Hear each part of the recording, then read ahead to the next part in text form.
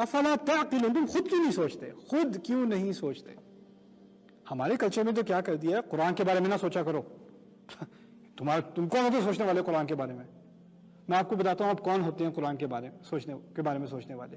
اگر قریش جیسی جاہل قوم کو قرآن کے بارے میں سوچنے کو کہا ہے، آپ کیا قریش سے بدترین ہیں؟ اس کو کہا ہے تم تدبر کیوں نہیں کرتے؟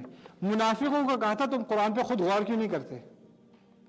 اگر آپ نہیں کرتے تو قرآن کی شکایت ہے یا تو یہ کافر ہے یا منافق ہے.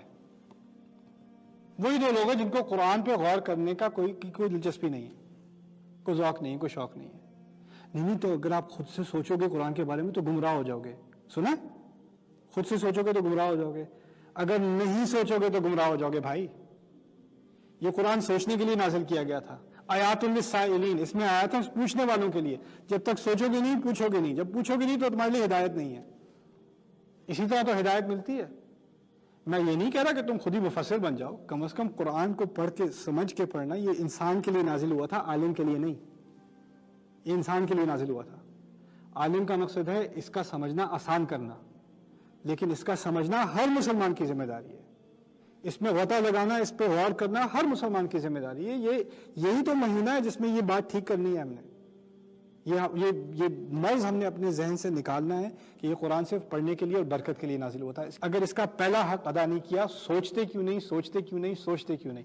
قرآن نے یہ نہیں کہا افلا تقرؤون، افلا ترتلون، یہ نہیں کہا تلاوت سے کیوں نہیں پڑھتے، یہ نہیں کہا تم حفظ کیوں نہیں، افلا تحفظون، یہ بھی نہیں کہا. افلا تعقلون کہا ہے بار بار.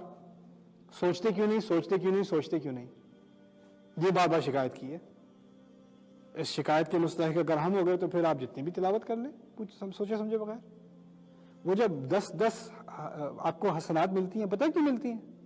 کیونکہ جب آپ ٹھیک سے پڑھتے ہیں نا تجوید کے ساتھ تو آہستہ پڑھتے ہیں، اور جب انسان کوئی چیز آہستہ پڑھ رہا ہوتا ہے تو اس کو سوچنے کا موقع ملتا ہے. اگر آپ نے سوچ ہی اس میں سے نکال دی تو باقی آپ کیا رہ گیا؟ یہ تمام آرٹیفیشل ہے. ان سب چیزوں کا ایک مقام ہے ہمارے دین میں، ایک بیلنس ہے، اس بیلنس کو مت بھولیے. اللہ تعالیٰ ہمیں قرآن کے صحیح حقوق ادا کرنے کی توفیق دے. بارک اللہ لی ولکم فی القرآن الحکیم ونفعنی وإیاکم بالآیات.